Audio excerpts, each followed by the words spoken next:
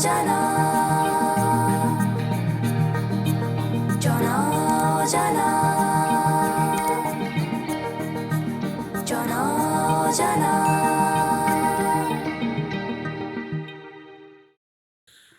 মোৰ ল'ৰালিৰ গানে আজি ক'লে কানে কানে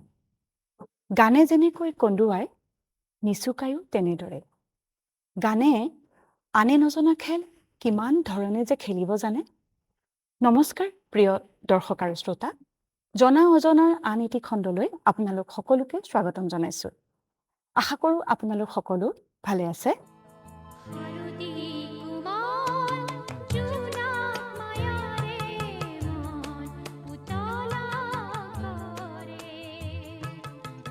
প্ৰিয় দৰ্শক আৰু শ্ৰোতা এই যে গীতটি শুনিছে এইটো অসমৰ অতি জনপ্ৰিয় গীত এটা চিৰসেউজ গীত এই গীতটোত কণ্ঠদান কৰিছিল মুন্মী বৰাই আৰু গীতটোৰ স্ৰষ্টা আমাৰ শ্ৰদ্ধাৰ প্ৰশান্ত বৰদলৈ ছাৰ আৰু আমাৰ আজিৰ খণ্ডটিৰ অতিথি ৰূপে আমি ছাৰকেই আজি ইয়ালৈ আমন্ত্ৰণ কৰিছিলোঁ ছাৰ নমস্কাৰ ছাৰ আমাৰ আজিৰ জনা অজনাৰ আজিৰ খণ্ডলৈ আপোনাক আদৰণি জনাইছোঁ ফালৰ পৰা ধন্যবাদ জনাইছোঁ ছাৰ বাকী ভাল লাগিছে ইয়ালৈ পৰিৱেশটোৱে ভাল লাগিছে হয় ছাৰ এতিয়া আমাৰ জনা অজনাৰ যি মঞ্চ আপুনি ছাৰ আমাৰ চাগে দুটামান অনুষ্ঠান আপুনি আগতে দেখিছে আজিৰ মঞ্চত ছাৰ আপোনাক এতিয়া মই আমাৰ দৰ্শক আৰু শ্ৰোতাৰ আগত চিনাকি কৰাই দিব বিচাৰিছোঁ এতিয়া ছাৰ আপোনাৰ দুটা পৰিচয় আছে আমাৰ বহু দৰ্শক আৰু শ্ৰোতাই হয়তো নাজানে অসমৰ সংগীত জগতখনৰ প্ৰতি আপোনাৰ যি অৱদান ঠিক সেইদৰে শিক্ষাৰ জগততো আপোনাৰ যথেষ্ট অৱদান আছে আমাৰ ছাৰ যেনেকৈ এজন গীতিকাৰ সুৰকাৰ ঠিক সেইদৰে ডিব্ৰুগড় বিশ্ববিদ্যালয়ৰ সমাজতত্ত্ব বিভাগৰ ছাৰ অৱসৰপ্ৰাপ্ত অধ্যাপক ছাৰ আপুনি কোনটো আপোনাৰ এই দুইটা পৰিচয়ৰ মাজত কোনটো পৰিচয় আপোনাৰ বেছি ভাল লাগে আপুনি কেনেধৰণে ৰাইজৰ আগত এইটো কথা ক'ব বিচাৰে কথা এটা মানে এই ক্ষেত্ৰত এটা আনটোৰ পৰিপূৰক এটা পেটৰ লগত জড়িত থাকে আৰু সেইটোৰ লগে লগে অন্তৰখনো সংলগ্ন সেইকাৰণে গান আৰু শিক্ষা পঢ়া এই দুটা সমান্তৰালভাৱে যায় অৱশ্যে এটা কথা হয় কি অন্তৰে অকণমান প্ৰাধান্য বেছি পায় সংগীতৰ প্ৰতি অকণমান মোৰ যিহেতু ধাউতি যথেষ্ট বেছি এই পৰিচয়টো মই বেয়া নাপাওঁ ভাল পাওঁ তাৰমানে ছাৰ আমি জানো আপুনি ৰজনীকান্ত বৰদলৈদেৱৰ নাতি এইখিনিতে আমাৰ ছাৰ দৰ্শক আৰু শ্ৰোতাক আপুনি অকণমান জনাওকচোন আপোনাৰ ঘৰৰ বিষয়ে আপোনাৰ পৰিয়ালৰ বিষয়ে মোৰ তাৰমানে ডিব্ৰুগড়ে বাসস্থান বুলি মই এতিয়া কওঁ যদিও আমাৰ বাসস্থান প্ৰথমে গুৱাহাটী আছিলে কিয়নো ৰজনীকান্ত বৰদলৈ মোৰ ককা মোৰ দেউতাৰ দেউতা তাৰমানে ৰজনীকান্ত বৰদলৈৰ আটাইতকৈ কনিষ্ঠ পুত্ৰ আছিল আনফালে আকৌ মা হ'ল নন্দিবালা দেৱীৰ জীয়াৰী আৰু সেয়াও আকৌ মা কনিষ্ঠা কন্যা দুয়োগৰাকী যথেষ্ট মৰমৰ সেই তাৰে সেই হিচাপে আহি ডিব্ৰুগড়ত আমি যথেষ্ট আগৰ পৰা আছোঁ প্ৰায় 1918 চনমানৰ পৰা ডিব্ৰুগড়ত তেখেতসকলে আহি চিংজাপৰিত ঘৰ সজাইছিলে সেই বাসস্থান আজিও উঠুত আছে আৰু মোৰ পিতৃ হ'ল দেউতা হ'ল দেৱকান্ত বৰদলৈ আৰু মোৰ মা অৰুণা বৰদলৈ মই কৈছোঁৱেই যে নন্দিবালা দেৱীৰ পুত্ৰ জীয়েক আৰু এয়াই মোৰ পৰিচয় আৰু ছাৰ বৰ্তমান আপোনাৰ বাইদেউ মোৰ পৰিবাৰ তাই হ'ল কিবা কিবি চাকৰি কৰিছিলে কলেজতো কৰিছিলে আৰু আন ধৰণৰ চাকৰিত ব্যস্ত আছিল তাৰপিছত এতিয়া অৱসৰ প্ৰাপ্ত আৰু মোৰ ছোৱালী হ'ল তাইও মই যেনেকৈ সমাজতত্ত্ব কৰিলোঁ তাইও সমাজতত্ত্ব কৰিলে অৱশ্যে সমাজতত্ত্বৰ লগে লগে তাই ল কৰিলে PhDও কৰিলে তাই গানো গালে এটা পিৰিয়ডত ভাল গান গালে তাইৰে আকৌ নাতিনী আছে এই নাতিনীয়ে আকৌ ভাল অভিনয় কৰে আৰু এইবাৰ হায়াৰ ছেকেণ্ডেৰী পাছ কৰিছে পৰীক্ষাত ভালকৈ পাছ কৰিছে আপোনাৰ পৰিয়ালৰ বিষয়ে আমি জানিলোঁ ভাল লাগিলে ছাৰ এতিয়া মই কথা এটা ক'ব খুজিছোঁ আপুনি ছাৰ যেতিয়া পঢ়া শুনা কৰিলে তাৰপিছত আপুনি খেলা ধূলাৰ লগতো আপুনি বহুত জড়িত আছিল ছাৰ আপুনিতো ভাল খেলিছিল বেডমিণ্টন খেলিছিল ফুটবল খেলিছিল তাৰপিছত ছাৰ কেতিয়া কেনেকৈ আপুনি গানলৈ আহিলে ইয়াৰ কিবা কিবা গুপুত ৰহস্য আছে নেকি ছাৰ নথকা নহয় কাৰণ মই দেখিলোঁ প্ৰায়খিনি মোৰ কিছুমান কথা আৰৰ এটা কাহিনী গোট খাই যায় যিকোনো কথাতে কি হ'ল মই খেলি ভাল পাইছিলোঁ মানে অত্যন্ত বেছি আমাৰ ঘৰখনত আকৌ সংগীতৰ সাংঘাতিক পৰিৱেশ আছিল মানে সেই সময়ত আমি যেতিয়া সৰু তেতিয়া দেখিছিলোঁ যে অসমত জলচা সংস্কৃতিটো আছিলে কালচাৰটো আছিলে আৰু সেই হিচাপে আমাৰ ঘৰত প্ৰায় জলচা হয় আৰু সেই জলচাত আনকি লক্ষ্ণৌ কলিকতা গুৱাহাটী তাৰ পৰা উস্তাদসকল আহে আৰু কাৰণ অসমৰ বাহিৰৰ উস্তাদসকল আহে আৰু মোৰ বৰ্তা হ'ল ডিব্ৰুগড় এই অঞ্চলত সকলোৱে জানে তেখেত মানে শাস্ত্ৰীয় সংগীতৰ এজন বেছ জ্ঞান থকা ব্যক্তি আছিলে সূৰ্যকান্ত বৰদলৈ আৰু সেই সূত্ৰে তাৰমানে আমাৰ ঘৰখনত সংগীতৰ কিন্তু মোৰ আকৌ এষাৰত ক'বলৈ গ'লে মতলব নাছিলে সংগীতৰ লগত কিন্তু ভাল পাইছিলোঁ মানে ক'ব নোৱাৰাকৈ মই ভাল পাওঁ কিন্তু মই খেলাৰ কাৰণে বলীয়া বিশেষকৈ ফুটবল কেনেকৈ আহিলে ছাৰ তাৰপিছত ফুটবল খেলিলোঁ ক্ৰিকেট খেলিলোঁ বেডমিণ্টন খেলিলোঁ এই 3টা খেল খেলিলোঁ তাৰপিছত বিশেষকৈ ফুটবল খেলিলোঁ খুব তাৰপাছত মোৰ মানে এটা নাটকীয় ঘটনা এটা ঘটিল কলেজত সোমালোঁ কানৈ কলেজত সোমোৱাৰ পাছত তাত তাৰমানে আমাৰ বন্ধু বান্ধৱ সংখ্যা অলপ বেছি খেলা ধূলা কৰাৰ কাৰণে তেওঁলোকে মানে সেই কলেজৰ যিখন ইউনিয়ন থাকে সেই ইউনিয়নত ছেক্ৰেটাৰী কিবা কিবি উঠিব এদিন তাৰে এজন বন্ধু মোৰ আমাৰ মানে গোটটোৰে আমাৰ ফ্ৰেণ্ডৰ বন্ধুখিনিৰ ভিতৰতে তেওঁ আহি পেলাই এদিন ক'লে কাগজ এখনত চহী এটা মাৰচোন মই কাগজত চহী কৰিলোঁ লগৰজনক সুধিলোঁ যে মই কি কাগজ চহী কৰিলোঁ কাৰণ কেলৈ আমি অলপ চিন্তা কৰোঁ যে তাক কথা ক'লে ভয় লাগে কিন্তু অত্যন্ত ভাল সৰল মনৰ ল'ৰা পৱন ৰাজকোঁৱৰ আছে তাৰ পাছত মোক ক'লে যে তোক মিউজিক ছেক্ৰেটাৰী উঠাইছে সেই সময়ত অৱশ্যে মই সংগীতৰ লগত জড়িত নাছিলোঁ যদিও এখন বেঞ্জ এখন টুং টুং টাং টাংকৈ বজাইছিলোঁ কিবা কিবি গান তুলিছিলোঁ আপোনাৰ ছাৰ তেজতে আছিলেই সেইটোৰ পৰা মোক উঠালে মিউজিক ছেক্ৰেটাৰী তাৰপৰা ভাবিলোঁ যে খেলা ধূলা কৰোঁ অকণমান ভাল সকলোবোৰ চিনাকি কিন্তু লেঠাটো লাগিল তেতিয়া যেতিয়া যাকেই ভোটৰ বিচাৰোঁ যাৰ ওচৰলৈ গৈ মানে মোৰ বন্ধু বান্ধৱীসকল সহপাঠীসকল তেওঁলোকে কয় যোনে ভাল গান গাব তেওঁক দিব আৰু মই গানেই নাগাওঁ ইজন কিন্তু আলি শ্বহীদ বুলি আছিলে খুব ভাল গান গায় কলেজৰ 2 বছৰ বেষ্ট ছিংগাৰ গতিকে মানে হৰাটো নিশ্চিত মই মন তন বৰ হাৰি পেলাই চিন্তা কৰিছোঁ তেতিয়া কেনেকুৱা লাগিব মই কলেজত তেতিয়া কি হ'ল মোৰ বন্ধু আছিলে সুবীৰ মুখাৰ্জী কানু মুখাৰ্জী ডিব্ৰুগড়ত প্ৰায় বহুতে জানেই কানু মুখাৰ্জী অত্যন্ত সংগীতৰ আছিলে আৰু জিতেন চুতীয়া বুলি ল'ৰা এটা আছিলে ধেমাজিৰ অকণমান কবি টাইপৰ ল'ৰা আমাৰ খুব বন্ধু তাহাঁতক মই খাটনি ধৰিছোঁ মোক গান এটা শিকাই দিয়ে গান নাজানো এটাও তাৰপিছত তেতিয়া এটা গান 63 মানে 63 চনৰ তেতিয়া মোক কি হ'ল গান এটা তেওঁলোকে এই জিতেন চুতীয়াই লিখি দিলে কানু মুখাৰ্জীয়ে সুৰ কৰিলে ভাল লাগিছে গানটো তাতে কলেজৰ ৰুমতে বহি শিকিলোঁ সেই গানটো ফাংচনত যে গালোঁ প্ৰথম দিনাই ৰেকৰ্ড বুলিয়ে মই ভাবোঁ তৃতীয়বাৰৰ বাবে গাবলগীয়া হ'ল ইমানেই ভাল পালে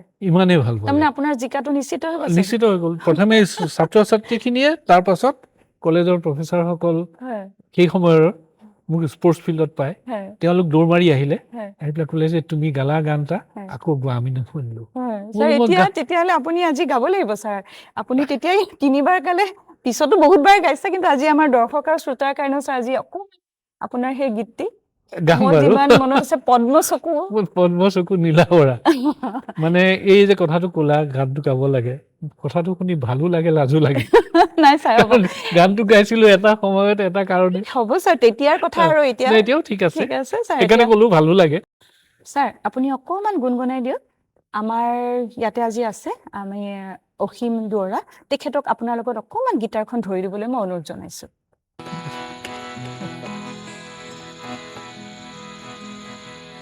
পদ্ম চকু নীলা ভৰা হাঁহিটিতে মন হৰা নাহাঁহিবা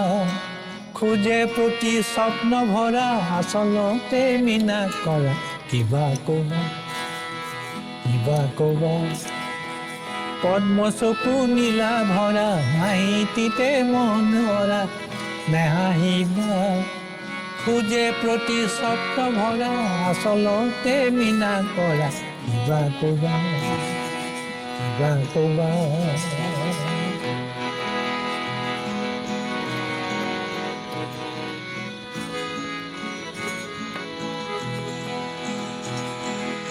কথা যদি নোকোৱা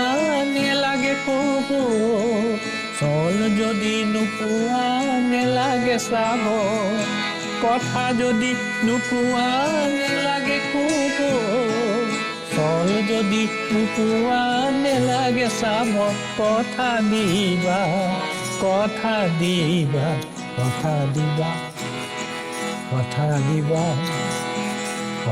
দিবা মিঠা সুৰ মন চুৰ আশা কণা ভাষাবোৰ মিঠা সুৰ মন চুৰ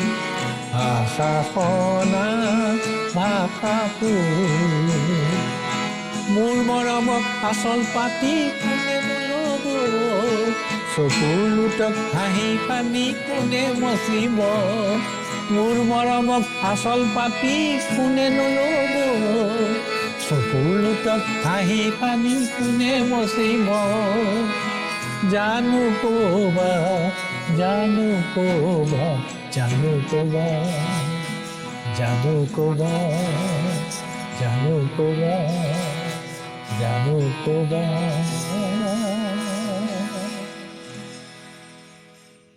ছাৰ কি যে ভাল লাগিলে নষ্টালজিয়াও কেতিয়াবা বৰ সজীৱ হৈ উঠে আমাৰ দৰ্শক আৰু শ্ৰোতাই নিশ্চয় বিৰাট ভাল পালে খুব ভাল পালে ছাৰ এতিয়া মই আপোনাক এটা কথা সুধিব বিচাৰিছোঁ আপুনিতো ৰেডিঅ'ৰ কাৰণে বহুত গান লিখিলে শুৰু কৰিলে ৰেডিঅ'ৰ লগততো আপোনাৰ এক যি সুদীৰ্ঘ সম্পৰ্ক সেই বিষয়ে আমাৰ অকণমান জনাব নেকি ছাৰ তাৰমানে মই অলপ আগতে যে ক'লো যে সেই যিদিনা পদ্ম চকু গালো গোৱাৰ পাছতে মই সেইদিনাই সংগীতৰ জগতত পদক্ষেপ হ'ল আৰু সেইদিনাই মই সেউজীয়া খেলৰ পথাৰ এৰিবলগীয়া হ'ল কিয়নো তাৰপাছত মই গান গাই ফুৰিবলগীয়া হ'ল নিমন্ত্ৰণ পালোঁ বিভিন্ন ঠাইৰ পৰা আৰু তেতিয়া তাৰমানে কিছুমান গান নতুনকৈ আকৌ লিখিবলগীয়া হ'ল কাৰণ গান এটা গানেৰেতো নচলিব আৰু দুই এটা গান লিখিলোঁ আৰু সেই তেনেধৰণৰ গানবোৰ কোনোবাই ক'লে বন্ধুৱে যে ৰেডিঅ'ত এনেকে 25টা গান দিলে গীতিকাৰ হয় বন্ধু এজনে জোৰ কৰি লৈ গ'ল গানখিনি ৰেডিঅ'ত নি পেলাই ছাবমিট কৰি দিলে তাৰ 6 মাহ মানৰ পাছত সেইটো 67 চনত মই গীতিকাৰ ৰূপে স্বীকৃতি পালোঁ যে গীতিকাৰ ৰূপে স্বীকৃতি পোৱাৰ পাছত গান দুই এটা বাজিবলৈ ধৰিছিল আনে কৰা সুৰ কিন্তু তেনেকুৱাতে মোৰ জীৱনত ডাঙৰ এটা মানে প্ৰত্যাহ্বান বুলিয়ে ক'ম জ্যোতিষ ভট্টাচাৰ্য যাক মই অতি শ্ৰদ্ধা কৰোঁ অতি অসমৰ প্ৰখ্যাত অতি স্বনামধন্য সংগীতজ্ঞ তেখেত আহি পেলাই মোক গান এটা বিচাৰিলে এতিয়া মইতো তেখেতক মই যি ধৰণৰ গান লিখিছিলোঁ সেই সময়ত পদ্ম চকুৰ দৰে সাগৰ নীলা দুচকুৰে নাহাঁহিবা মৰম কিয় লাগে তুমি আইতি এনেধৰণৰ গানেই সীমাবদ্ধ আছিল তেতিয়া মই খুব চিন্তা কৰি জ্যোতিষ ভট্টৰ কাৰণে এটা গান লিখিলোঁ 2 দিন বা 3 দিন মোৰ কিন্তু চিন্তা কৰিবলগীয়া হৈছে আৰু সেই গানটো আছিলে কথাখিনি অলপ এনেকুৱা মই কৈ দিওঁ জীৱন পাত্ৰটি তুমি কিহেৰে পূৰ্ণ কৰিবা জীৱন প্ৰশ্নটি ৰাত হেৰালে কিদৰে উত্তৰ বুজিবা যি পোৱা যায় তাৰ বাবে জানো মাথো হাঁহিবা, যি পোৱা নাই তাৰ বাবে জানো মাথো কান্দিবা। আৰু তাৰপাছত এই গানটো খুব পপুলাৰ হ'ল। হোৱাৰ পাছত তাৰপিছত আৰু মই সংগীতৰ জগতখনত সোমাই পৰিলোঁ। বিভিন্নজনৰ পৰা গানৰ লাগে বুলি অনুৰোধ পালোঁ, দাবী কৰিলে, সকলোবোৰ চিনাকি। গতিকে আপুনি গানৰ জগতত মই গানৰ জগতলৈ আৰু মই দৰ্শক আৰু সময় নোপোৱাকৈ বাকী আৰু খেলা ধূলা কৰিবলৈ সময় নোহোৱা হৈ গ'ল আৰু গানেই আপোনাৰ গানৰ। আৰু আপোনালোকে ডাঙৰ কথা কি, ডিব্ৰুগড়ত কি পৰিৱেশ আছিলে সেই সময়ত। মই ছাৰ সেইটো কথাকে আপোনাক সুধিবলৈ গৈ আছো। তাৰ আগে মই দৰ্শক আৰু শ্ৰোতাক এটা কথা জনাবলৈ মোৰ মন গৈছে। মানে সেই তেতিয়া 63তে আপুনি গান প্ৰথম লিখিবলৈ আৰম্ভ কৰিছে আৰু ছাৰে আজিও গান লিখে, গান সুৰ কৰে। আৰু নতুন প্ৰজন্মৰে হওক বা মূলতঃ যদিও নতুন প্ৰজন্মৰ কাৰণে নবীন প্ৰবীণ সকলোৱে ছাৰৰ ওচৰত এতিয়াও গান শিকে। অখ্যাত সকলোৱে ছাৰৰ ওচৰত গান শিকে। প্ৰখ্যাত বুলি ক'লে আমি ক'ব পাৰোঁ নতুন প্ৰজন্মৰ ভিতৰত নাহিদ আফ্ৰিন আৰু আগৰ পুলক বেনাৰ্জী, তেখেতে এতিয়াও ছাৰৰ ওচৰত গান শিকে। আৰু অখ্যাতৰ ভিতৰত ছাৰ ময়ো এগৰাকী। ছাৰৰ এটা গীত ময়ো গাবলৈ সুযোগ পাইছিলোঁ আৰু তাৰ কাৰণে মই মানে ভাগ্যৱতী বুলি ভাবোঁ। ভাল গাইছিলে, সঁচাকৈ ভাল গাইছিলে। ছাৰ আপুনি যি কৈছিলে, ক'বলৈ লৈছিলে ডিব্ৰুগড়ৰ সেই সময়ত তো একেবাৰে মানে সংগীতজ্ঞ, গায়ক, গায়িকাৰ এখন সমৃদ্ধ সমাজ। সেই সমাজখনৰ বিষয়ে আপুনি ক'বলৈ লৈছিলে ছাৰ, কওকচোন। তাৰমানে মই নিজে ব্যক্তিগতভাৱে মই উপকৃত হৈছিলোঁ সেই পৰিৱেশটোৰ কাৰণে। কিয়নো মই ঠিক যেতিয়া স্বীকৃতি পালোঁ, অনুমোদন পালোঁ গীতিকাৰ ৰূপে, তাৰপাছতে মোৰ লগ পালোঁ জ্যোতিষ ভট্টাচাৰ্য, ধন্দাবলী মাতো, সুবীৰ মুখাৰ্জী। আৰু তাতোকৈ মই খুব গানৰ কলেজত মানে পঢ়াৰ বাবে তফুজুল আলি ছাৰক পালোঁ। আৰু মই সেইকাৰণে সদায় গুৰু হিচাপে বুলি যে কয়, কিয়নো মই কোনো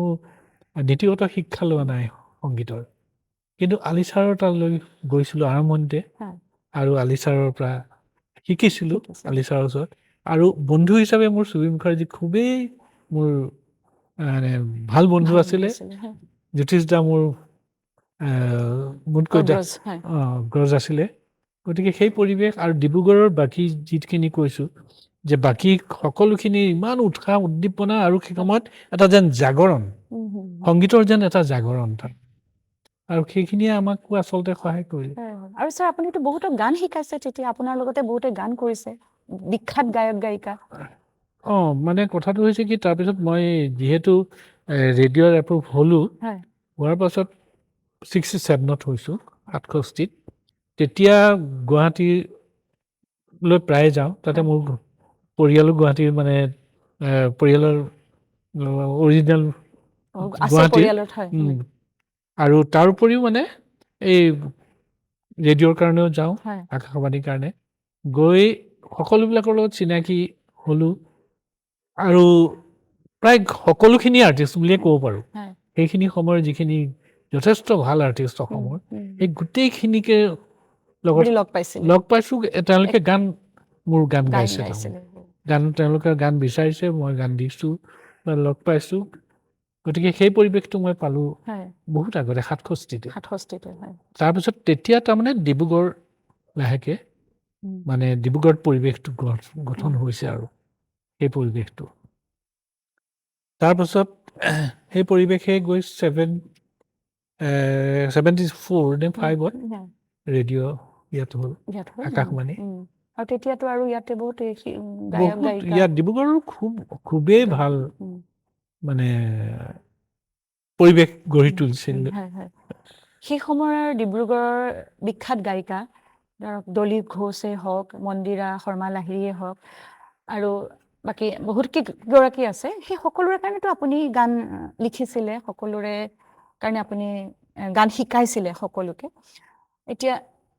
আপোনাৰ গান বুলি ক'লে দলীপ ঘোষৰ কেইবাটাও গান মনলৈ আহে। আমাৰ মাজতে আজি আছে অনাতাঁৰ শিল্পী স্মৃতিৰেখা বৰদলৈ, তেখেতক মই দলীপ ঘোষৰ এটি গীত গাবলৈ অনুৰোধ কৰিছোঁ। স্মৃতি, তোমাৰ পচন্দৰ ছাৰৰ ৰচনা আৰু দলীপ ঘোষৰ কণ্ঠৰ তোমাৰ আটাইতকৈ ভাল লগা এটি গীত তুমি গোৱাচোন।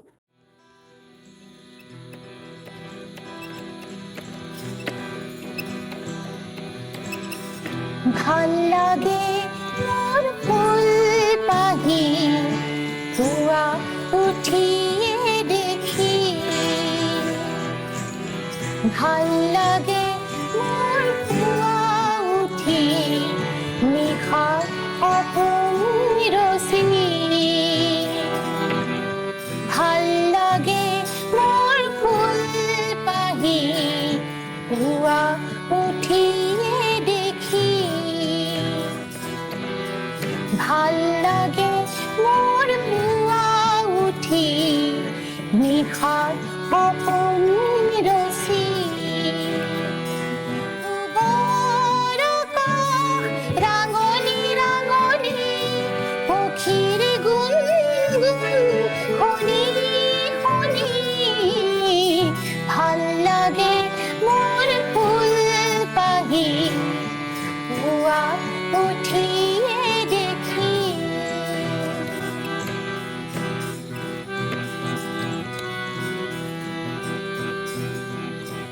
আই মোক জগাবি সদায়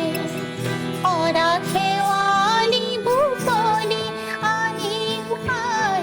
সৰা শেৱালি বুটলি আনিম এধাৰি মানৱ গাঁঠিবলে কাৰ হাঁহিত মন চুমি কাৰ হাঁহিত মন চুমি ভাল লাগে মোৰ ফুল পাহি পুৱা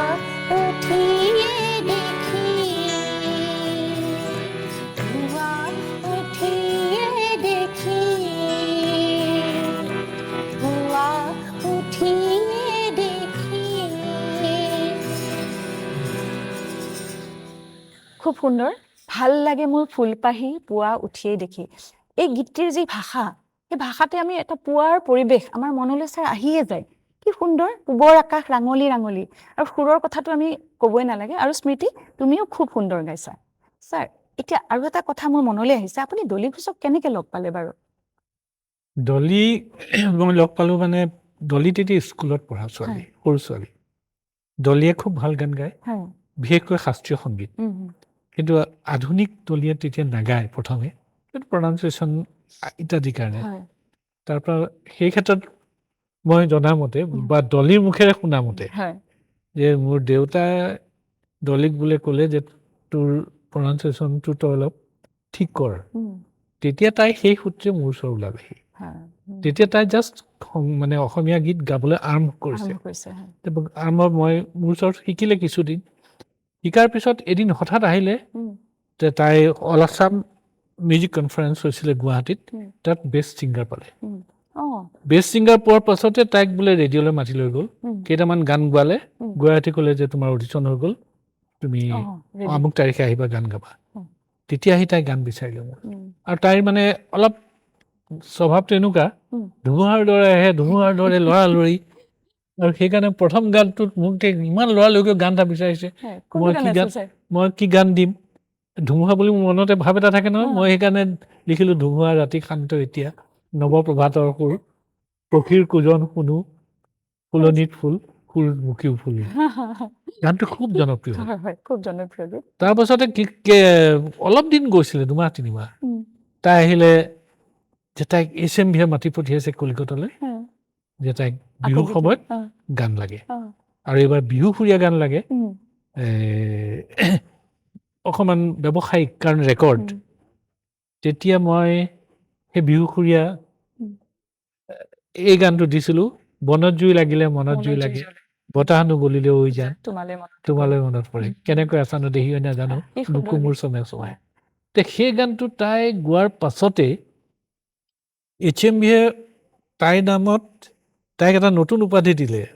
যে ৰাইজিং ষ্টাৰ অফ আছাম কাৰণ সেইটো বোলে সেই ৰেকৰ্ডখন একেবাৰে ৰেকৰ্ড ষ্টেল মানে ইমান বেছি তাৰ ডিমাণ্ড আছিলে গতিকে মানে আনপ্ৰেচিডেণ্টেড আছিলে তাৰপিছত লগে লগে ডলিয়ে মানে কেইদিনমানৰ পিছে পিছে আহে আহি গান লাগে HMV তেতিয়াই মই কৰিছোঁ এইবোৰ নাহৰ ফুলিবৰ হ'লনে কপৌ ফুলিবৰ হ'লনে মনত কৰে সেই আমনি বিহুৰ তাৰপিছত মোৰ অসমীয়াই ইত্যাদি ইত্যাদি গান আৰু ছাৰ মন্দিৰা শৰ্মা মন্দিৰা পালো দলিৰ লগতে আহিছিলে তাৰপিছত তাৰ আগতে এদিন মানে চিনাকি হৈছিলে মানে জ্যোতিষ ভট্ট মই যে যাৰ কথা ক'লো তেওঁ এদিন মোক লৈ গ'ল মোৰ গান এটাত তেওঁ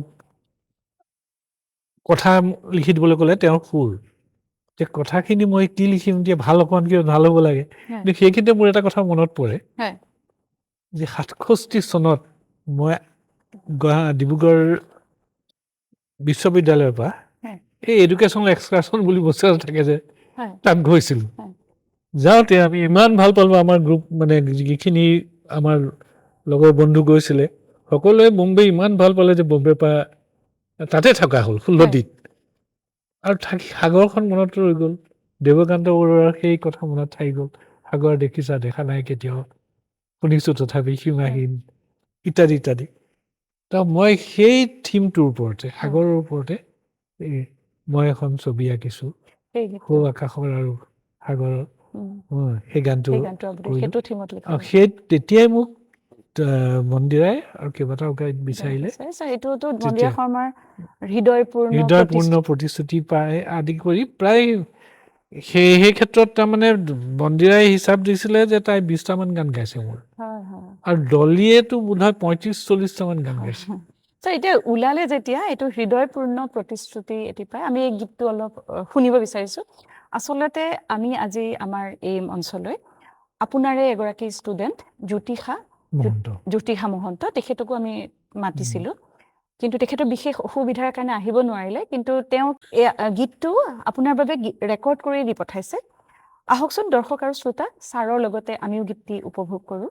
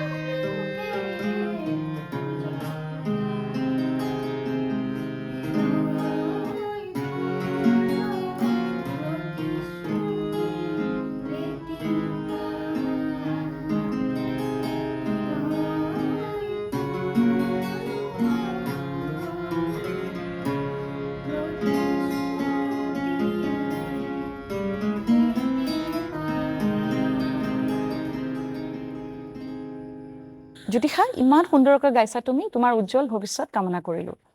ছাৰ ইমান সুন্দৰ গীতটি মানে যিমান বাৰে নুশুনো গানটো কেতিয়াও হেঁপাহ নপলাই আৰু প্ৰতি মুহূৰ্ততে আমাৰ এনেকুৱা লাগে যে আকৌ এবাৰ শুনো এনেকুৱা এটা অনুভৱ আমাৰ হৈ থাকে নিশ্চয় আমাৰ দৰ্শক আৰু শ্ৰোতাৰো তেনেকুৱা অনুভৱ হয় এতিয়া ছাৰ মানে আচলতে আপোনাৰ গোটেই কথাখিনি ইমানেই বিশাল মই এটা কথাত বেছি সময় ৰাখিব পৰা নাই মই মানে আমাৰ যিহেতু সময়ৰ কথা এটা মনত থাকে মই এইকাৰণে এতিয়া বেলেগ এটা বিষয়লৈ যাব খুজিছোঁ ছাৰ আপুনিতো অসমীয়া চিনেমাৰটো আপুনি মিউজিক দিছিলে আপুনি অকণমান কওকচোন ছাৰ অসমীয়া চিনেমাৰ লগত আপুনি কেনেকৈ জড়িত হ'ল কোন চিনেমাত আপুনি কেনেকৈ মিউজিক মই দিছিলে 1983 চনত হয় মই প্ৰথম এখন অঞ্জলি নামৰ কথাছবি বাবে সংগীত পৰিচালকৰ দায়িত্ব পালোঁ হয় আৰু তাত মানে ভূপেন হাজৰিকাদেৱক গীত গোৱাৰ সুবিধা পালোঁ আৰু সেই ভূপেন হাজৰিকাদেৱক গীত গোৱাবৰ সুবিধা পোৱাৰ বাবে মই বম্বেত ৰেকৰ্ডিং কৰাৰ সিদ্ধান্ত লোৱা হ'ল হয় ভূপেন দাক লগত লৈ গ'লোঁ অঁ লৈ প্ৰায় 15 দিন সময় বম্বেত থাকিলোঁ হয় ভূপেন দাৰ খুব সুন্দৰকৈ গীত ৰেকৰ্ডিং হ'ল তাৰ পাছত প্ৰায় 7খনমান ছবিত মই আপুনি সংগীত পৰিচালনা কৰিছোঁ তাৰ ভিতৰত অভিমান বুলি এখন ছবি হয় সেই অভিমান ছবিত আকৌ মুন্মী বৰাক লৈছিলোঁ হয় মুন্মী বৰাই গাইছিলে আৰু নগাঁৱৰ আৰিফুল হক বোলা ল'ৰাজনে গাইছিলে বৰ ভাল গাইছিলে হয় হয় আৰু তেওঁলোকে আকৌ সেই বছৰৰ এইটো 91ৰ সেই বছৰৰ তেওঁলোকে মানে শ্ৰেষ্ঠ গায়ক গায়িকাৰ পুৰস্কাৰ পাইছিলে এম্পাৰ পৰা ইষ্টাৰ্ণ মোশ্যন পিকচাৰ্ছ এছ'চিয়েশ্যনৰ পৰা তাৰপিছত আন এখন ছবি কৰিলোঁ 31 জুন আমাৰ ডিব্ৰুগড়ৰ পৰা প্ৰডাকশ্যন হৈছিলে সেইটো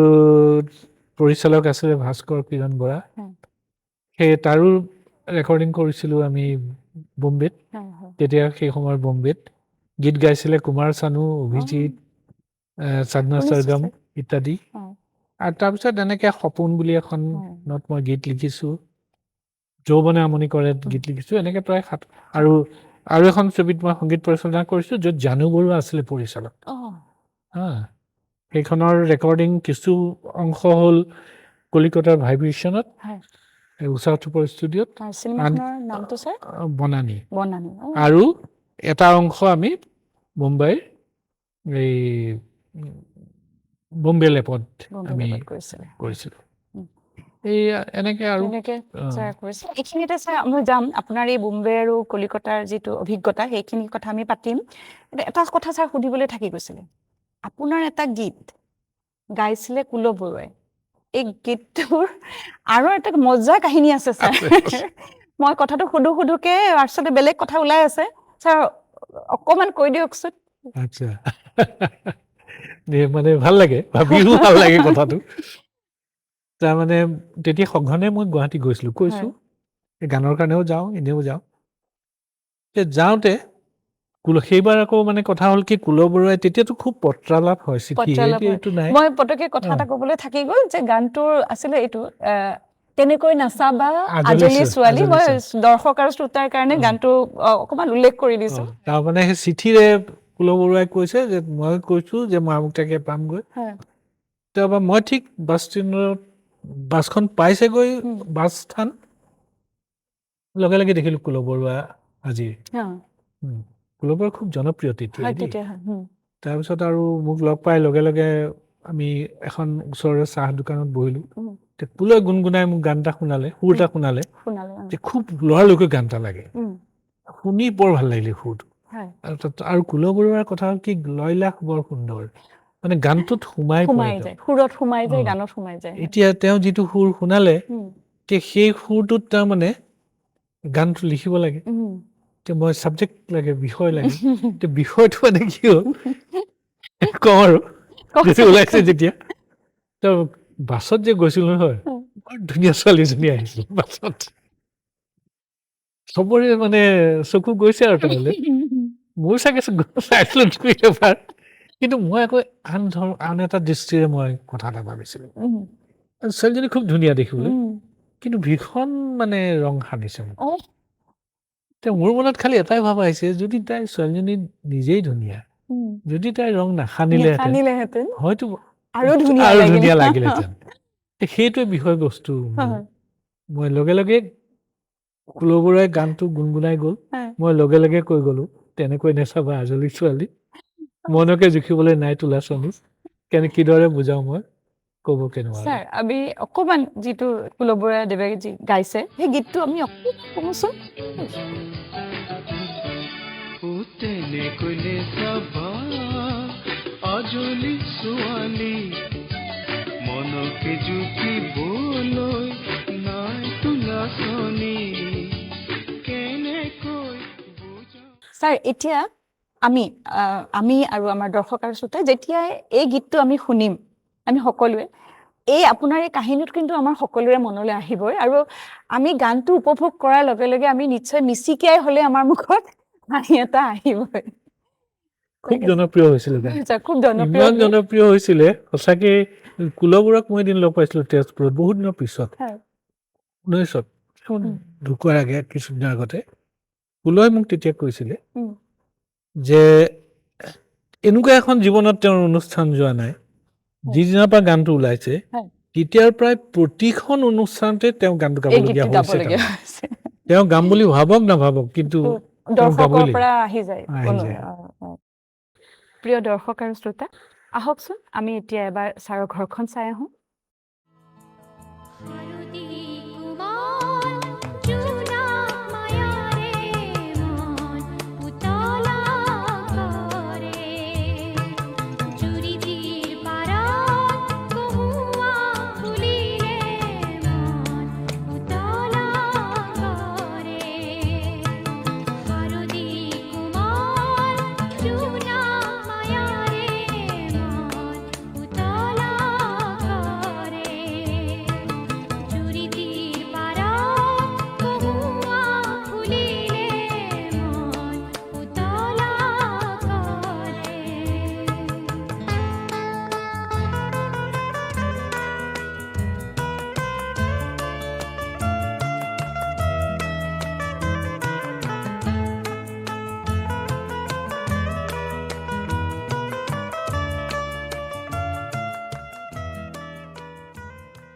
ছাৰ তাৰপিছত আহিলে কেছেটৰ যুগ এই কেছেটসমূহতে আপুনিতো বহুত কেছেট কৰিলে আৰু আপোনাৰ এই কেছেটসমূহতে বহুত গায়ক গায়িকা কেছেটৰ যোগেদিয়ে বিখ্যাত হ'ল বিশেষকৈ আমি মুন্মি বৰাৰ কথা ক'ব পাৰোঁ আপোনাৰ এই কেছেটতে তেখেতে প্ৰথম গান গাইছিলে বিখ্যাত হৈছিলে তেখেতৰ গানবোৰ পপুলাৰ হৈছিলে জনপ্ৰিয় হৈছিলে গতিকে ছাৰ এই যে কেছেটৰ আপোনাৰ যি অভিজ্ঞতা কেছেট আপুনি কেনেকৈ কৰিছিলে ইয়াত এই জগতখনলৈ আপুনি কেনেকৈ আহিলে অকণমান আমাৰ দৰ্শক আৰু শ্ৰোতাক জনাওকচোন ছাৰ এয়া কেছেট আৰম্ভ হৈছিলে বোধহয় মোৰ যিটো মনত আছে হয় মই সেইটো সঠিককৈ ক'ব নোৱাৰো যে সেয়াই প্ৰথম কিন্তু অসমত তাৰমানে 83-84 চনতে আৰম্ভ হৈছিলে কেছেট মই জনাত আৰু তেতিয়াই তাৰমানে ডলি ঘোষে যিহেতু মোৰ গান গাই আছে ডলিৰে মানে ইচ্ছা কৰিলে এটা কেছেট কৰাৰ হয় 83 চনত 84 চনত মই কলিকতালৈ গ'লো হয় তাত ডলিৰ হতুৱাই 8টা গানৰ বহাগৰ সেই বহাগৰ এপাহি ফুল বগা সেই গান কেছেটটো কৰিলোঁ তাৰপিছত মানে নিৰবিচ্ছিন্নভাৱে হয় মানে কেছেট কৰা হ'ল প্ৰায় 30টামান কেছেট কৰিলোঁ মই আৰু তাৰ বেছিখিনি কেছেটেই হ'ল কলিকতা আৰু বোম্বাই কলিকতা আৰু মুম্বাইত কৰা হ'ল আৰু সেই কেছেটৰ যিটো যুগ গ'ল মানে সেইটো সাংঘাতিক মানে এটা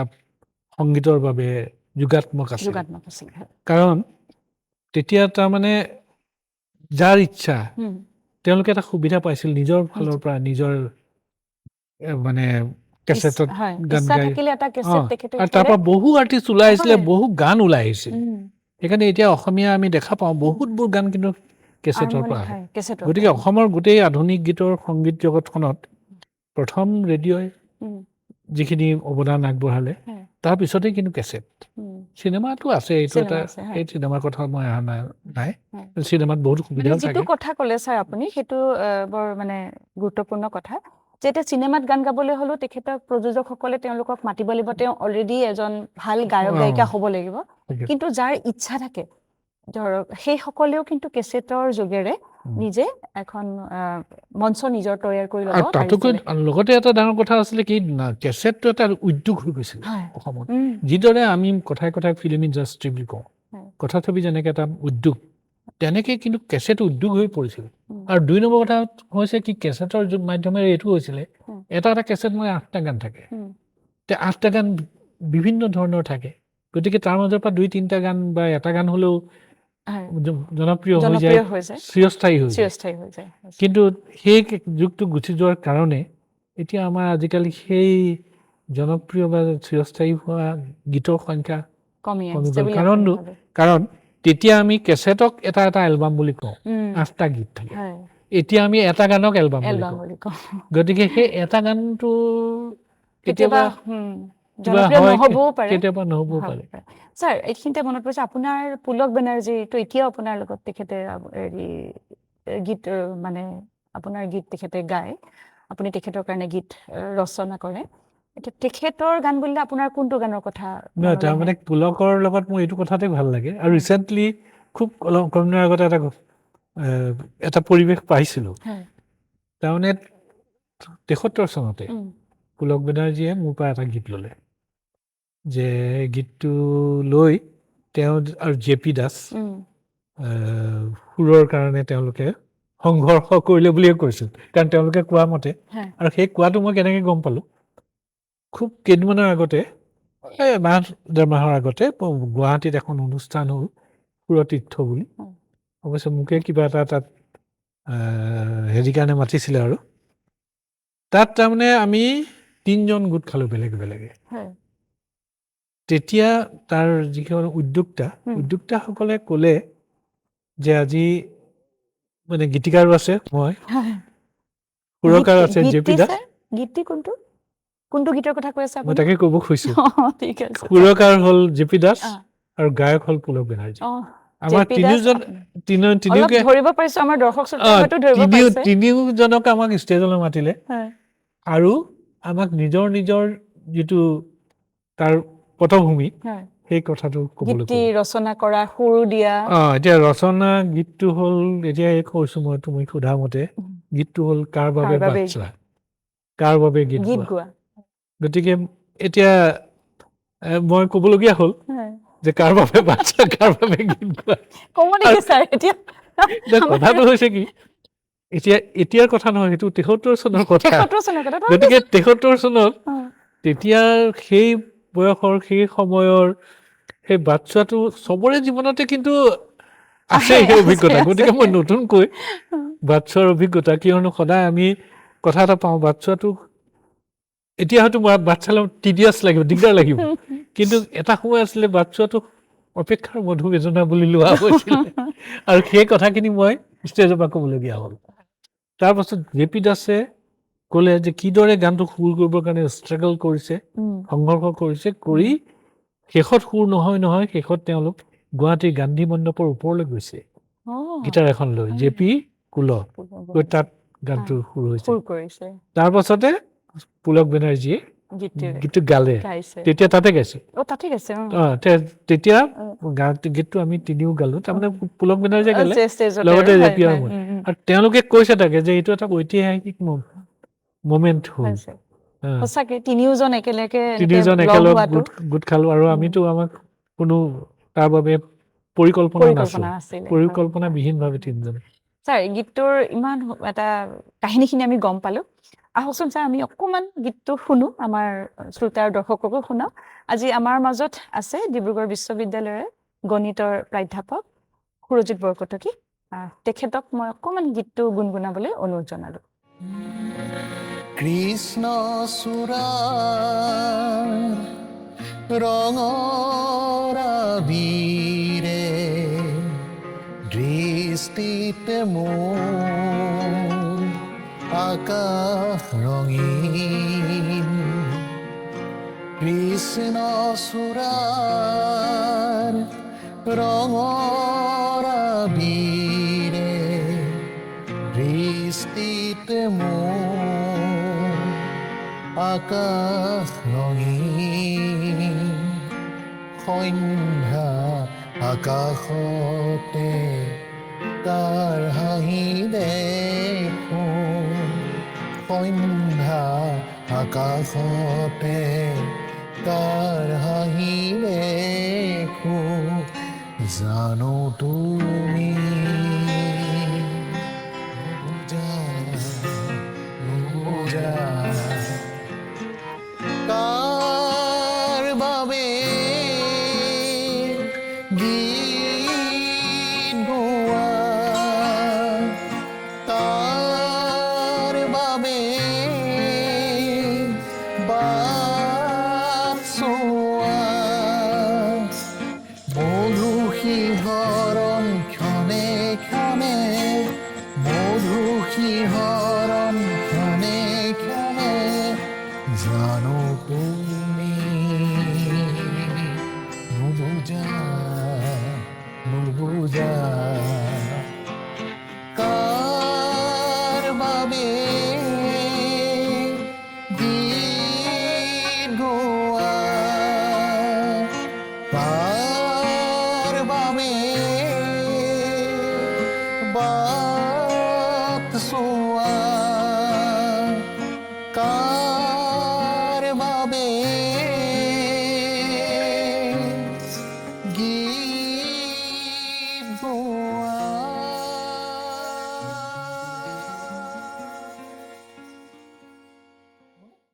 ছাৰ গীতটো আমি শুনিলোঁ ছাৰ এইবাৰ আপোনাৰ ফালৰ পৰা মই এটা কমেণ্ট বিচাৰিছোঁ গীতটো গোৱাৰ ওপৰত মই আগতেও সুৰজক কৈছোঁ সদায় মই সুৰজক বৰ ভাল পাওঁ গীত তাৰ কণ্ঠটো বৰ সুন্দৰ সুমধুৰ আৰু বিশেষকৈ এই গীতটোত ইমান প্ৰাণ ঢালি গাইছে মই যিহেতু অলপ আগতে ক'লোঁ তাৰ এটা পৰিৱেশৰ কথা হয় আৰু সেইকাৰণে মোক আজি মোৰ পুনৰবাৰ শুনি বৰ ভাল লাগিলে ঠিক আছে ছাৰ এতিয়া ছাৰ মই আপুনি আগতে কোৱা অলপ কথাটো আমাৰ তাতে ৰৈ গ'ল আমি বেলেগ কথালৈ আহিলোঁ এই যে ছাৰ আপুনি মুম্বাই আৰু তেতিয়া বম্বে আৰু কলিকতাত আপুনি গীত ৰেকৰ্ডিং চিনেমাৰে হওক বা কেছেটৰ কাৰণে আপুনি গৈছিলে সেই অভিজ্ঞতা আপুনি অকণ ছাৰ কওকচোন আপোনাৰ নিশ্চয় মিঠা অভিজ্ঞতাৰ লগত তিতা কেঁহাও আছে কিন্তু তাৰে অকণমান অভিজ্ঞতা কওক আপুনিতো বহুত প্ৰখ্যাত ব্যক্তিকো তাত লগ পাইছিলে নাই মই মানে এইটো কথা ভাবোঁ কলিকতাতো ভালেমান ব্যক্তিক লগ পালোঁ যেনেকৈ চলিল চৌধুৰীদেৱ সংগীতজ্ঞ তাৰমানে চিনেমাৰ মিউজিক ডাইৰেক্টৰ সংগীত পৰিচালক আৰু তাৰপাছত উষা উথুপক অৱশ্যে কেইবাটাও গীত মই গোৱাইছোঁ আৰু চলিল চৌধুৰীক লগ পালোঁ এনেকৈ যে কেছেট এটা কৰিছিলোঁ গীতটোৰ তত্বাৱধানত কিন্তু কেছেটটো তেওঁ আছিলে নিৰোধ কাছলি বুলি কেছেটটো গতিকে খুব নিবিড়ভাৱে পাইছিলোঁ আৰু বহুতক লগ পালোঁ কলিকতাত বম্বেত তাৰমানে আটাইতকৈ বম্বেতো বহুতজনক লগ পালোঁ মানে যিসকল দূৰৰ পৰা ভাবোঁ যে তাৰকা হয়তো লগ পাওঁ নাপাওঁ দে কিন্তু তাত গৈ দেখিলোঁ যে তেওঁলোকে তাৰমানে মানুহক কিন্তু আদৰি লয় কলিকতাই হওক বম্বে হওক মানে সেই বস্তুটো পালোঁ তাৰ ভিতৰত মোৰ এটা বৰ মনত থাকি যোৱা ঘটনা এটা আছে নয়না বুলি এটা কেছেট কৰিছিলোঁ ইয়াৰে ল'ৰা ডিব্ৰুগড়ৰ নৱ গগৈ তাৰপৰা নৱ গগৈ এটা কেছেট কৰিব ল'লে নৱ গগৈ আৰু ৰাজীৱ ফুকন আমাৰ লগত ওলালে আমি তিনিও গ'লোঁ আমি ৰেকৰ্ডিং কৰিলোঁ বম্বেৰ বিচ ষ্টুডিঅ'ত ডাঙৰ প্ৰজেক্ট কাৰণ যেতিয়াই বম্বেত ৰেকৰ্ডিং কৰা হয় তাতে কবিতা কৃষ্ণমূৰ্তিয়ে গাইছে গান লগত তাৰপাছত মানে কি হ'ল দুৰ্ভাগ্যক্ৰমে গোটেই কামখিনিৰ এটা অকণমান সৰু অংশ এটা থাকি গ'ল কামটো নহ'ল সম্পূৰ্ণ আৰু তেতিয়া এনেকুৱা আছিলে এতিয়া যিখিনি সুবিধা আছে যে অকণমান থাকিলে তাক কিবা এটা কৰি পেলাই জোৰা দিব পাৰে তেতিয়া আমি যেতিয়ালৈকে স্পুল বুলি কৈছিলে নাপাওঁ তাৰমানে গানটো নাই হোৱা গতিকে মই মানে গানটো আধা গোটেই প্ৰজেক্টটো আধা হোৱাকৈ মই এতিয়া উভতি আহিব লাগিব পিছদিনা ৰেকৰ্ডিং আছে জগজিৎ সিং আৰু লতা মংগেশকাৰ আমি উজাগৰিৰ নিশা পাৰ কৰিলোঁ কি হ'ব পিছদিনা আমি যেতিয়া গ'লোঁ দেখিছোঁ জগজিৎ সিঙৰ মিউজিক আৰম্ভ হৈছে দূৰত দেখিছোঁ জগজিৎ সিঙক মোৰ মন গৈছে জগজিৎ সিঙক গৈয়ে ভৰি সেৱা কৰিবলৈ কিন্তু মোৰ আকৌ এটা বেলেগ উদ্দেশ্য আছে কি হ'ব মোৰ তাৰপিছত যিয়ে হওক আল্টিমেটলি তেওঁক লগ পালোঁ উম, তেওঁ নিজৰ ফালৰ পৰা হয়। গোটেই পৰিৱেশটো তেওঁ গম পালে নিজৰ ফালৰ পৰা তেওঁ ক'লে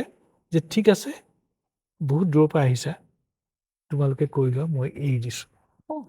মোৰ এইটো- চকুৰ আগত মই জগজিৎ সিঙক এজন যেন দেৱতা দেখিছোঁ হয় ছাৰ আৰু এইটো মানে ইমান বিখ্যাত সেই মানে তেখেত কেনেকুৱা এটা লেভেলৰ অঁ সংগীতজ্ঞ আৰু তেখেতসকল লেভেলতকৈ আৰু এটা ছাৰ তেখেতসকল বহুত ব্যস্ত ব্যস্ত আৰু তেওঁলোকৰ সঁচাকৈ কিন্তু মই তেনেকুৱা লেভেলৰ যিখিনি মানুহক পালোঁ হয় তেওঁলোকৰ মনবোৰো মনবোৰ কেনেকুৱা নাজানো অঁ কিন্তু যিখিনি পাইছোঁ আমি হয় সেইখিনি কিন্তু ছাৰ, সঁচাকৈ সঁচাকে এইটো বৰ বহুত উল্লেখনীয় ইমান সহজ কথাও নহয় সাধাৰণ কথাও নহয় নিজৰ সময়ৰ পৰা আপোনাক অলপ সময় দিয়াটো সম্পূৰ্ণ আৰু- তেওঁ তেতিয়া হেৰি আৰম্ভ কৰিছিলে সংগীত আৰম্ভ আৰম্ভ কৰিছিলে কৰিছে আৰু তাৰ যিটো পৰা তেওঁ বন্ধ কৰি পেলাই আপোনালোকৰ সময় দিছে সময় দিলে। আৰু সেইখন নিদিয়া হ'লে হয়তো আপোনাৰ সেই সাংঘাতিক কথা প্ৰজেক্টটোৱে সম্পূৰ্ণ নহ'লহেঁতেন সম্পূৰ্ণ কিজানি নহ'লহেঁতেন। হয় তাকে ছাৰ এইবোৰ বহুত ভাল লগা অভিজ্ঞতা উম, আৰু ছাৰ এতিয়া আমি লাহেকৈ আমাৰ শেষৰ ফাললৈ আহিছোঁ আমি আপোনাৰ বহুত শিল্পীয়ে গান গাইছে বহুতৰে নামটো আমি সকলোৱে ল'ব নোৱাৰোঁ কিন্তু এজন শিল্পীৰ নাম আজি নিশ্চয় নল'লে আমাৰ ভাল নালাগিব আমাৰ ভুল হ'ব জুবিন গাৰ্গ তেখেতেও আপোনাৰ গীত গাইছিলে অকণমান তেখেতৰ লগত আপোনাৰ যি অভিজ্ঞতা ছাৰ অকণমান কওকচোন মোৰ মনত থকা জুবিন প্ৰায় 92-93 হয় প্ৰথম আত্মপ্ৰকাশ কৰিছিলে আৰু সেই সময়তে মই গুৱাহাটীৰ চানমাৰীলৈ মোৰ পৰিয়ালসহ মানে পৰিয়ালটো স্থানান্তৰ হৈছিলে হয় জুবিন আকৌ ঘৰৰ ওচৰতে আছিলে উম, আৰু সেই সূত্ৰে জুবিনক খুব ভালকৈ লগ পালোঁ হয় এষাৰত ক'বলৈ গ'লে জুবিন সন্ধিয়া প্ৰায়ে আপোনাৰ মোৰ ঘৰলৈ তালৈ আহে উম, তাৰ পৰা তেনেকৈ তাৰপিছত ষ্টুডিঅ'ত সেই সময়ত খুব ৰেকৰ্ডিং কৰা হৈছিল উম। গুৱাহাটীত তেতিয়া তাতো লগ পাওঁ তাৰপিছত এদিন হঠাৎ জুবিনে উম। মোক ফোন কৰিলে যে প্ৰশান্ত দা আপুনি আহক মই গান এটা গাম আপোনাৰ আজি ৰেকৰ্ডিং কৰিম তাৰ কথাবোৰ তেনেকুৱা অলপ তো মই গ'লোঁ বিচাৰিলে যে মন দোলে ফাগুণৰে বাট গানটো গাব তো মই ক'লোঁ তুমি এই গানটো কিয় লৈছা কাৰণ এইটোতো ছোৱালীৰ চেণ্টিমেণ্টৰ গান হয় গতিকে তুমি বেলেগ এটা গান লোৱা মই কিবা এটা বেলেগ গান আছে দিম তোমাক নাই সি সেইটোৱে গাব আৰু তেতিয়াই শিকিলে তেতিয়াই সংগীত কৰিলে ৰাতি যথেষ্ট দেৰি হ'ল সেইদিনাই ডাবিং কৰিলে ডাবিং কৰিলে আৰু মই অনুভৱ কৰিলোঁ সেই গীতটো কাৰণ মই লিখিছিলোঁ সুৰ কৰিছিলোঁ দলি ঘোষৰ কাৰণে অহ, তাৰপিছত সেই গীতটো গালে বৈকুণ্ঠ গগৈয়ে উম, খুব ভাল গাইছে হয়। দলি ঘোষেও ভাল গাইছিলে বৈকুণ্ঠ গগৈ ভাল গাইছিলে কিন্তু গোটেই গানটোৰ যেন যিখিনি অনুভূতি অনুভৱ সেইখিনি যেন জুবিন গাৰ্গে সেইখিনি যেন জুবিন গাৰ্গে দিলে আৰু আপোনাৰ সেইকাৰণে জুবিনৰ গানটো সেইটো সকলোৱে আদৰি ল'লে অ। জনপ্ৰিয় সেইটো গীত বেছি হ'ল তাৰ পিছতো অৱশ্যে জুবিনে আৰু গীত গাইছে আছে হয়। আৰু শেষৰটো এষাৰ কথা দুখ লগা কথা থাকি গ'ল জুবিনৰ কথাত 12 তাৰিখে কিন্তু 19 তাৰিখে জুবিন ঢুকাইছে 12 তাৰিখে কাৰণ জুবিনে ইমন মোৰ ছোৱালী হয়, হয়। তাই ইমন গান বৰদলৈ গাইছিলে হয় গান গায় হয়। তো ইমনৰ লগত কথাছবিটো গান গাইছে মানে ইমনে গাইছে লগত জুবিনৰ ৰং বুলি হয়। জুবিনৰ মিউজিক আছিলে তাৰপিছত তাইলৈ এটা মেছেজ দিছে মেছেজটো এতিয়াও আছে দুখ লাগে দেখিলে যে জুবিনে কৈছে যে মই 22 নৱেম্বৰত মই এই ৰৈ ৰৈ উম, বিনালেৰ পৰা মই আজৰি হ'ম উম, মোৰ এটা গীত আছিলে উম, পলাশৰ ৰঙা ৰং উম, নৰয়চোন ভৱাক্ষম উম। সেই গানটো ৰেকৰ্ডিং কৰিব আৰু সি আহিব তাৰ কাৰণে মোকো জনাবলৈ কৈছিলে আমাৰে দুৰ্ভাগ্য মানে মোৰো দুৰ্ভাগ্য হয় ছাৰ নাই আমাৰ গোটেই আমাৰ সকলোৰে সকলোৰে দুৰ্ভাগ্য গোটেইটো বৰ যে দুখ লগা আমি কথা। তেখেতক বৰ আচৰিত ধৰণে হেৰুৱালোঁ ঠিক আছে ছাৰ আপোনাৰ প্ৰথম চিনেমা যিখন অঞ্জলিত আপুনি সংগীত দিছিলে তাত ভূপেন হাজৰিকাদেৱে গীত গাইছিলে আপুনি এতিয়া উল্লেখ কৰিলে এই কথাটো তেখেতৰ এটা গীত জীৱন জুৰি যি গীতটি সেই গীতটি বৰ জনপ্ৰিয় হৈছিলে ছাৰ অকণমান গুণগুণাই দিব নেকি সেই গীতটি জীবন জুৰি গীতে গালো প্ৰেৰণা স্মৃতিৰে ভাহে জীৱন জুৰি গীতে গালো প্ৰেৰণা স্মৃতিৰে ভাহে হাঁহিৰ গান শুনাব খোজো হাঁহিৰ গান শুনাব খোজো বেদনাৰ সুৰে আহে জীৱন গীতে গালো প্ৰেৰণা স্মৃতিৰে ভাহে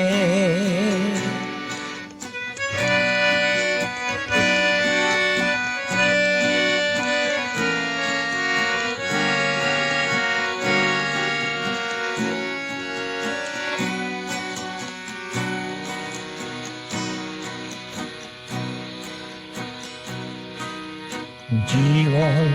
জানো আশা বিশেষ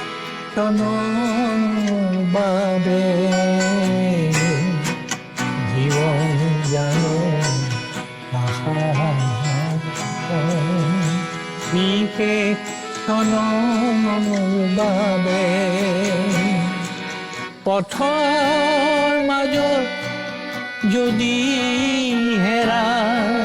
পথৰ মাজত যদি হেৰা ধৰে ঢাকি ধৰে ধৰে ঢাকি ধৰে হাঁহি শুনাব খোজো হাঁহি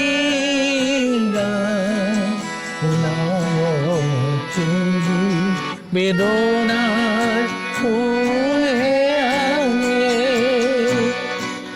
জীৱন জুৰি গীতে প্ৰেৰণা স্মৃতিৰে ভাহে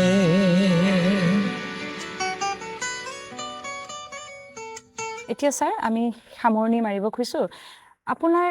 ছাৰ যি সৃষ্টি এই সৃষ্টিৰ বাবে আপুনি আমাৰ সমাজৰ পৰা হওক ৰাইজৰ পৰা হওক বহুত মৰম পাইছে বহুত সন্মান পাইছে ইয়াতে ছাৰ সকলোখিনি কথাটো আপুনি ইয়াত উল্লেখ কৰাটো সম্ভৱ নহয় যিহেতু আমাৰ সময়ৰ কথা আমি ভাবিব লাগিব আপুনি ইয়াতে দুটামান আপোনাৰ যি ভাল লগা বেছি ভাল লগা বা আপুনি ভাবে যে সেইখিনি কথা আপুনি ইয়াত ক'ব বিচাৰিছে সেই সন্মান বঁটাৰ বিষয়ে আপুনি ছাৰ অকণমান ক'ব নেকি তাৰমানে মই এইটোৱে বিচাৰোঁ যে সংগীতৰ যিটো পৰিসৰ সেইটো যথেষ্ট বহল আৰু তাৰ বাবে অৱশ্যে যথেষ্ট হেৰি লাগে একাগ্ৰতা লাগিব আৰু সেই একাগ্ৰতা কাৰণ আমাৰ অসমত প্ৰতিভাৰ কিন্তু যথেষ্ট প্ৰতিভা আছে কিয়নো সেইটো কেনেকৈ উদাহৰণ পালোঁ 90 চনলৈকে আমাৰ অসমৰ পৰা বৰ বেছি বম্বেলৈ যোৱা নাছিলে মানুহ 90 92 এনেকুৱালৈকে কিন্তু যেতিয়া গ'ল অসমৰ পৰা ধ্ৰুৱ ফুকনহঁত আৰু যতীন শৰ্মা ধ্ৰুৱ ফুকন আদি তেওঁলোকে এষাৰত ক'বলৈ গ'লে কিন্তু বম্বেৰ ওপৰত তেওঁলোকৰ প্ৰভুত্ব বিস্তাৰ কৰিছে আৰু কিন্তু মই যিটো সময়ত গৈছিলোঁ মই দেখা পাইছিলোঁ তেতিয়ালৈকে কিন্তু সিমান এটা ওলাই যোৱা নাছিলে আৰু সেইকাৰণে এইটোৱে কথা যে প্ৰতিভা সকলোৰে আছে এই প্ৰতিভাক কিন্তু চিনি পাব লাগে আৰু তাৰ বাবে যথেষ্ট একাগ্ৰতা লাগে আৰু এতিয়াৰ যিখিনি প্ৰজন্ম তেওঁলোকে কিন্তু সংগীতৰ বহুত জানে তেওঁলোকে কাৰণ এটা মই দেখিছোঁ ইয়াৰ আগৰখিনিৰ যিখিনি তাৰ টেকনিকেল নলেজ যিটো মানে সংগীতৰ লাগে সেইটো অলপ কম আছিলে আমাৰ জেনেৰেশ্যনটোৱে আমি অনুভূতি অনুভৱৰ ওপৰত ফিলিংছ ইমোশ্যনৰ ওপৰত সংগীত কৰিছিলোঁ এতিয়া কিন্তু তেওঁলোকে তাৰ যিটো বিজ্ঞান যিটো দৰকাৰী খুব যথেষ্ট জানে কিন্তু তাত হ'লেও তেওঁলোকে মানৱীয় দিশটোৰ ওপৰত অকণমান আৰু চিন্তা কৰি যদি কৰে মই কোৱাৰ দৰে প্ৰতিভাটো আছে তেতিয়া কোনেও আৰু ৰাখিব নোৱাৰে there is no মানে লিমিট সেইটো আমি দেখা পাইছোঁ কাৰণ আমাৰ অসমৰ পৰা যিসকল গৈছে তেওঁলোকে যথেষ্ট এতিয়া ভাল কাম কৰিছে আৰু এতিয়া ছাৰ আপোনালৈ এটা শেষৰ প্ৰশ্ন আপোনাৰ যি এই সৃষ্টিৰ মূল প্ৰেৰণা কি বা কোন এষাৰত ক'বলৈ গ'লে প্ৰথম কথা হ'ল অৱশ্যে মই ঘৰত মাৰ পৰা যথেষ্টখিনি প্ৰেৰণা পাইছিলোঁ হুম, মা এসময়ত নাইকিয়া হ'ল তাৰপিছত মোৰ কি ক'ম আৰু বাইদেউ সহধৰ্মী সহধৰ্মণি এওঁ কিন্তু কেতিয়াও সদায় প্ৰেৰণাই দিছে হুম, আৰু আৰু ডাঙৰ প্ৰেৰণা হ'ল তাতোকৈ বেছি হ'ল সকলোখিনি এই ইয়াৰ লগত জড়িত সংগীতজ্ঞ সংগীত যোনে ভাল পায় সংগীত যোনে কৰে মোৰ গানবোৰ শুনাৰ পিছত মানে মই উদগনি পাওঁ তেওঁলোকৰ মন্তব্যৰ পৰা এই সকলোকে প্ৰেৰণা বুলি ক'ব লাগিব হয় ছাৰ আপোনাৰ লগত কথা পাতি আছোঁ এনেকুৱা লাগিছে যেন আৰুতো বহুত কাহিনী থাকিয়েই গৈছে কাৰণ আমি যেতিয়া লগ পাওঁ বহুত কাহিনী আপোনাৰ পৰা শুনো আৰু বেলেগৰ পৰাও শুনো কিন্তু সময় ৰৈ নাথাকে গতিকে আমি আজিৰ এই অনুষ্ঠান সামৰিবই লাগিব ছাৰ আমাৰ আমন্ত্ৰণ ৰক্ষা কৰি আজি আপুনি আমাৰ মাজলৈ আহিলে আপোনাক অশেষ ধন্যবাদ আপোনাক আগলৈ আকৌ লগ পাম আপুনি সুস্বাস্থ্যৰে থাকক কুশলে থাকক আৰু আপোনাৰ সৃষ্টিশীল কৰ্ম আৰু আগবঢ়াই লৈ যাওক ছাৰ এই আশা কৰিলোঁ ধন্যবাদ মই মোৰ ফালৰ পৰা সকলোকে আন্তৰিক স্নেহ শ্ৰদ্ধা আৰু শুভেচ্ছা জনালোঁ ইয়াৰ ভাল লগা সময় পাৰ হ'লে মনটো বেয়া অকণ লাগে এতিয়া ঠিক মই সেয়ে অনুভৱ কৰিছোঁ কিন্তু